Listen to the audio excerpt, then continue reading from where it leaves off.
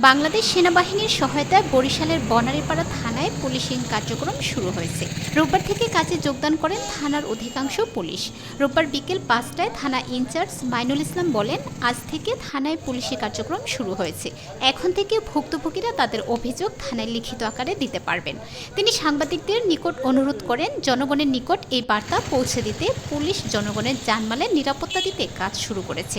এক্ষেত্রে সেনাবাহিনী যতদিন প্রয়োজন ততদিন পুলিশ ও জনগণের পাশে থাকবে। থানা ইনচার্জ মাইনুল ইসলাম আরও বলেন, পুলিশ তার পুরো কার্যক্রম দ্রুততম সময়ে আগের রূপে ফিরে যাবে। ৩ ভাগের ২ ভাগ পুলিশ তাদের কাজে যোগদান করেছে, বাকিরা ২-১ দিনের ভেতর যোগ দেবেন বলে তিনি আশাবাদী।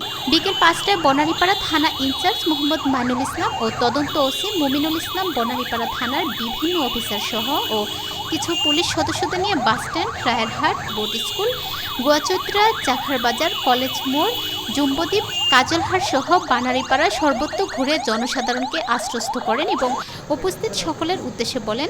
থানা ইনচার্জ মোহাম্মদ মাইনুল ইসলাম বলেন, আপনারা আপনাদের যে কোনো সমস্যা নিয়ে থানায় আসবেন, সকল সমস্যার সুষ্ঠু ও সুন্দর সমাধান করা হবে। পুলিশ সর্বদা জনসাধারণের নিরাপত্তায় নিয়োজিত।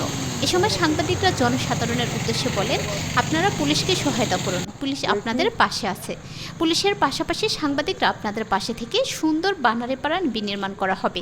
৫ আগস্ট শেখ হাসিনা দেশ ত্যাগের পর সারা দেশ পুলিশি কার্যক্রম বন্ধ হয়ে যায়। থানায় আসতে সাহস পাননি।